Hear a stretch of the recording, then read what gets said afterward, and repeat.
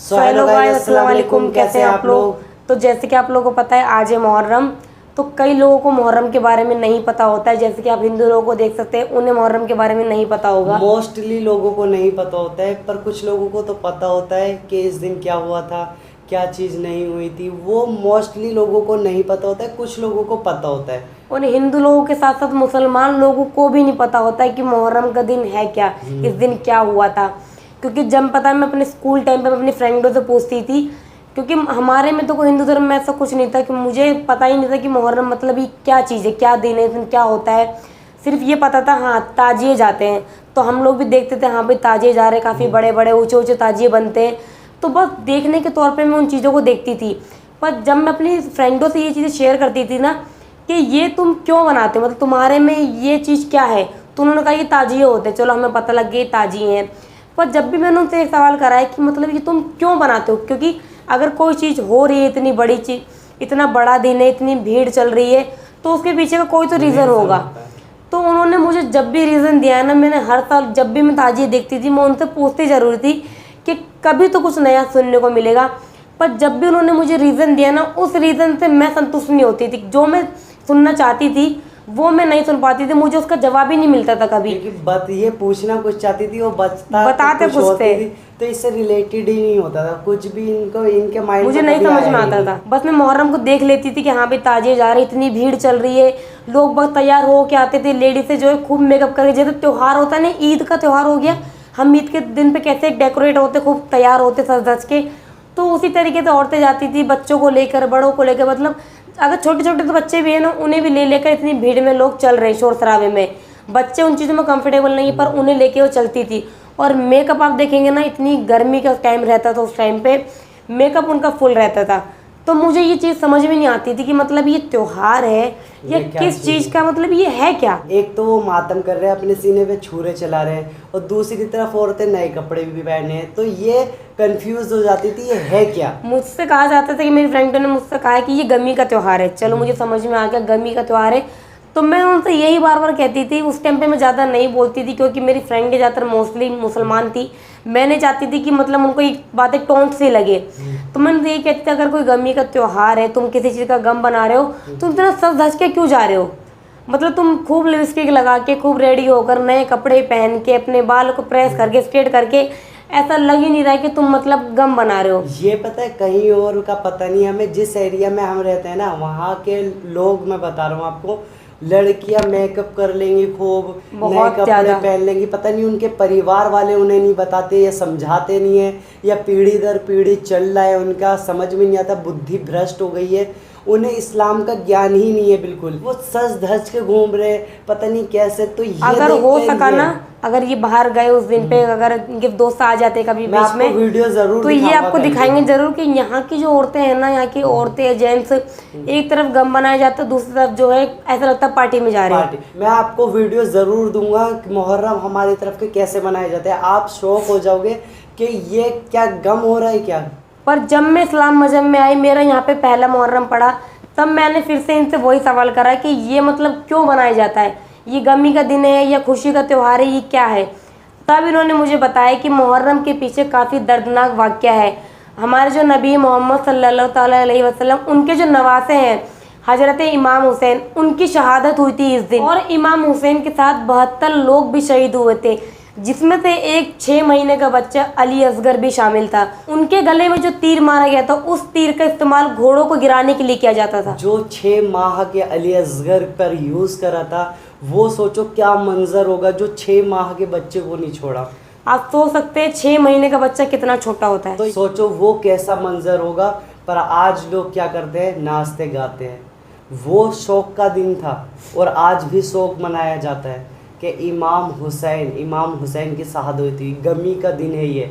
पर हमें अच्छा इसलिए लगता है कि हमारे नबी सल्लल्लाहु अलैहि वसल्लम की जो उम्मत थी, मेरे इमाम हुसैन ने वो उम्मत को बचा लिया। यजीद के सामने, सिमर के सामने सर नहीं झुकाया, अब और बुलंद हो गए। यजीद तो मिट गया, यजीद मिट गया, इमाम हुसैन आज तक सबके दिलों में जिंदा है। पर आज ये उनकी उम्मत क्या कर रही है, ये देख के काफ़ी ज़्यादा अफसोस होता है। जब इमाम हुसैन ने अली असगर को अपने हाथों में लेकर उनके गले से तीर निकाला, उस टाइम जो खून का फवारा छूटा, तब हजरत इमाम हुसैन ने अल्लाह से फरमाया, ए अल्लाह, मैंने अपनी नाना की उम्मत को बचाने के लिए सभी लोगों को कुर्बान कर दिया। जब मैंने ये चीज़ सुनी तो मुझे काफ़ी दुख हुआ कि हजरत हुसैन ने अपने नाना की उम्मत को बचाने के लिए सब लोगों को कुर्बान कर दिया, और ये उम्मत इस टाइम पे क्या कर रही है, नाचने गाने में लगी है, सजने संवरने में लगी है।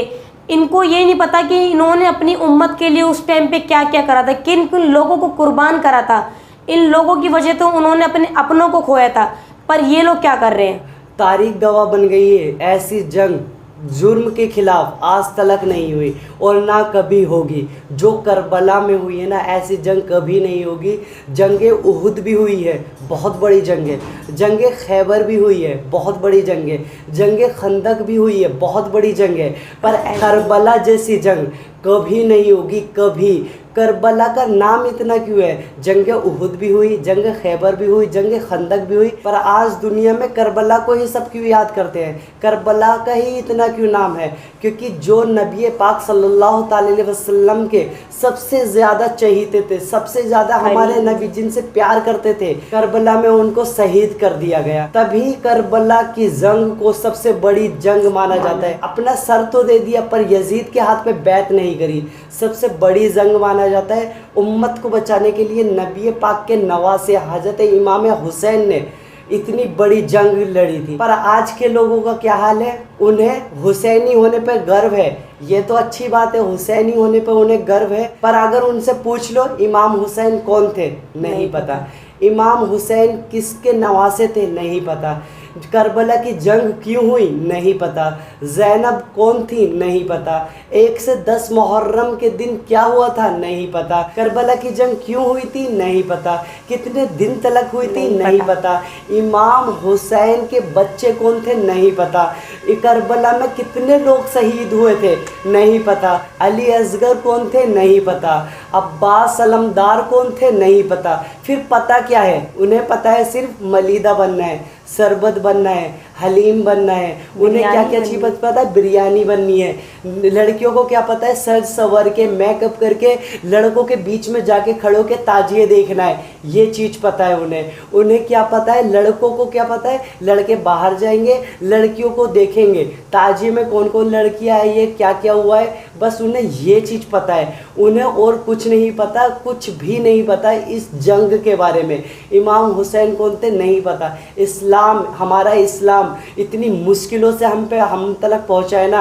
अगर आप जान जाओगे ना, हमारे नबी सल्लल्लाहु अलैहि वसल्लम ने पेट पर पत्थर बांधे तब इस्लाम हम तक पहुँचा है। अब्बास अलमदार के हाथ दोनों बाजू कट गए हैं तब इस्लाम हम तक पहुँचा है। इमाम हुसैन ने अपना सर दे दिया तब इस्लाम हम तक पहुँचा है। इस्लाम कितनी मुश्किलों से पहुँचा है, तुम्हें क्या पता? सकीना का सब्र तार तार हुआ है तब इस्लाम हम तक पहुँचा है। इतनी मुश्किलों से पहुँचा ना। हमारे नबी ने पत्थर खाए हैं, हमारे नबी के सर से खून निकला है, हमारे नबी पर इतना जुल्म हुआ है तब इस्लाम हम तक पहुँचा है। इस्लाम इतनी आसानी से हम तक नहीं पहुँचा है। इस्लाम के बारे में जान जाओगे ना तो तुम इस्लाम के अकॉर्डिंग ही चलोगे। तुम ऐसे घूम फिर के ढोलक बजाना ये सब गलत है, तुम्हारा नाचना गलत है।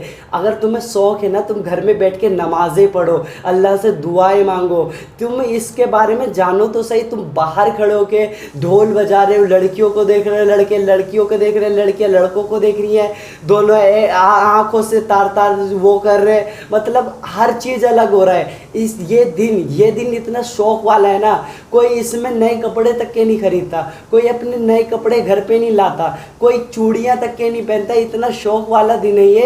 पर तुम क्या कर रहे हो? थोड़ा इस्लाम को समझो। इस्लाम इतनी आसानी से हम तक नहीं पहुँचा है। इस्लाम हम तक पहुँचने के लिए लोगों ने अपनी जानें दिए, शहीद हुए हैं वो लोग। 72 लोग करबला में शहीद हुए थे।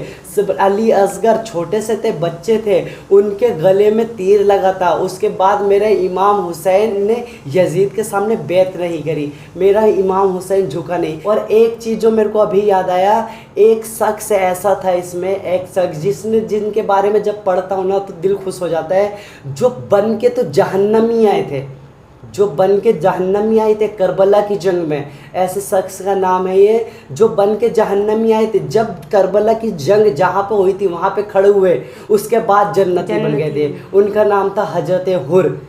आए थे उधर से थे, पर जब हम मेरे इमाम हुसैन की तरफ सबको छोड़ दिया, सरदार थे, सेना के सरदार थे, जब उन्होंने देखा हक क्या है, हक क्या है, हक की तरफ चले गए, सब कुर्बान कर दिया। उन्हें ये भी डर नहीं लगा कि हाँ मैं शहीद हो जाऊंगा, ऐसा बिल्कुल नहीं। सत्ता के पीछे नहीं भागे। उनको उनके बारे में जब पढ़ता हूँ ना मेरा दिल खुश हो जाता है। पर आज के लोगों को जब मैं देखता हूँ तो बहुत दुख होता है कि हमारे लोगों ने कितने लोग शहीद हुए, कितनी मुश्किलों से इस्लाम हम तक पहुँचा है। इस्लाम के बारे में बिल्कुल भी उन्हें नहीं पता, इस्लाम की बिल्कुल भी नॉलेज उन्हें नहीं है। आज के जो मुसलमान हैं कि करबला की जंग क्यों हुई थी, हमारे नबी कौन थे, नमाज कैसे पढ़ी जाती है, अजान के मायने क्या है, मतलब कुछ भी उन्हें नहीं पता है।